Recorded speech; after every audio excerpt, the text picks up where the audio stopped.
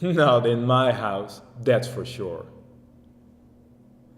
And here's Herbie with the latest update on the Windmill Windup 2012. Exactly, Steve.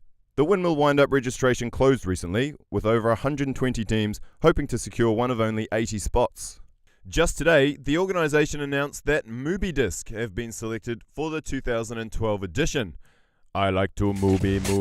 I like to movie. I like to movie. I like to movie. Well, dress me up like a girl and call me Gerda. That's all for us here in the studio. Thank you for watching and good night.